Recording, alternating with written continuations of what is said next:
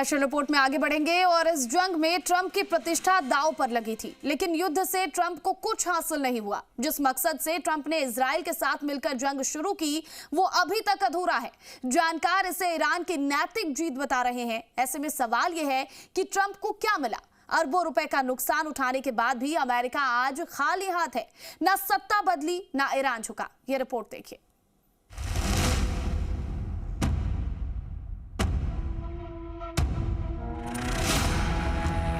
America Iran के बीच जारी युद्ध 14 दिन के लिए रुका तो दुनिया ने राहत की सांस ली, लेकिन सीज फायर के बीच राष्ट्रपति को लेकर कुछ सवाल हैं। इस सीज फायर से अमेरिका को क्या मिला? राष्ट्रपति ट्रंप ने 40 दिन में क्या हासिल किया? जिस मकसद से ट्रंप ने ईरान पर हमले किए थे, नेतन्याहू के कहने पर ईरान के शहरों पर बारूद बरसाया था, ईरान के टॉप लीडर्स को मार गिराया था, उससे ट्रंप को क्या हासिल हुआ, ये आज पूरी दुनिया पूछ रही है। 40 दिन बाद ट्रंप कहां खड़े हैं, ईरान कहां खड़ा है, ये भी जान लीजिए। इस युद्ध में ट्रंप की छवि को नुकसान पहुंचा। ट्रंप पर दुनिया का भरोसा कम हुआ तो ईरान एक फाइटर के तौर पर उभरा, उसे खाड़ी की महाशक्ति के तौर पर देखा जा रहा है।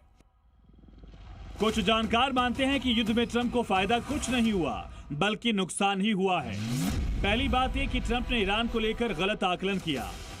ट्रंप और उनकी टीम सोच रही थी कि चंद दिनों में वो ईरान पर विजय पा लेंगे, लेकिन ऐसा कुछ नहीं हुआ।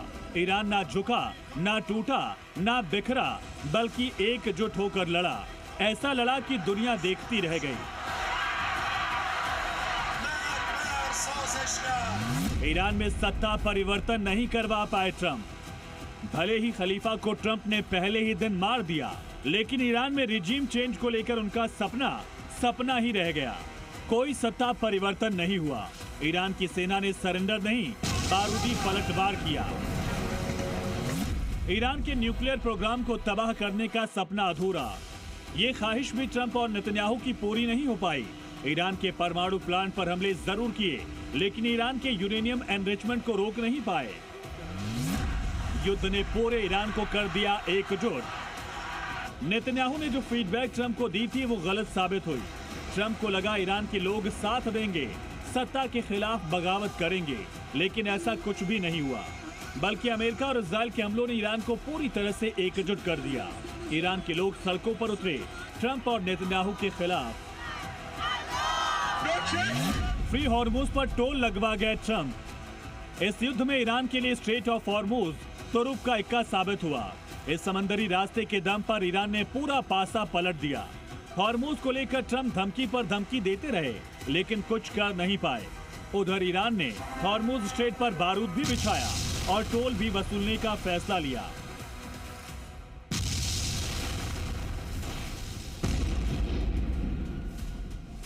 ये तो युद्ध में ट्रंप की नैतिक हार की बात हुई, लेकिन युद्ध के मैदान में असली हार और उसके नुकसान के बारे में भी जान लीजिए। इस युद्ध में अमेरिका के 15 सैनिक मारे गए, 300 घायल हुए। युद्ध में अमेरिका के अरबों के विमान खाक हो गए। F-15E स्ट्राइक ईगल, F-35 लड़ाकू विमान को भी ईरान ने मार गिराया। A-10 Thunderbolt, E-3 अवॉक्स, MQ-9 ripper drone भी युद्ध में ईरान का शिकार बने। बताया जा रहा है कि जंग में अमेरिका को 5 लाख करोड़ रुपए से ज्यादा का नुकसान हुआ। इतना कुछ होने के बाद भी ट्रंप को कुछ हासिल नहीं हुआ। उल्टा अमेरिका में ट्रंप के खिलाफ लोगों ने विरोध प्रदर्शन किया। ट्रंप के इस्तीफे की मांग तेज हुई। सेना के अधिकारी भी ट्रंप से खफा दिखाई दिए। सभ्यता खत्म करने वाले उनके बयान की जमकर निंदा हुई। हर मोर्चे पर शिकस्त मिलने के बाद ट्रंप गाली गलौज पर आ गए। यानी जिस मकसद से ट्रंप इस जंग में कूदे थे, उसका उन्हें कुछ हासिल नहीं हो पाया। भले ही वो ईरान के खत्म होने का दम भरे, लेकिन हकीकत दुनिया जानती है। ईरान के हौसले और जज्बे के सामने अमेरिका और इजराइल जैसे ताकतवर देश कैसे बौने साबित हुए, ये दुनिया ने इस जंग में देखा। ब्यूरो रिपोर्ट, जी मीडिया।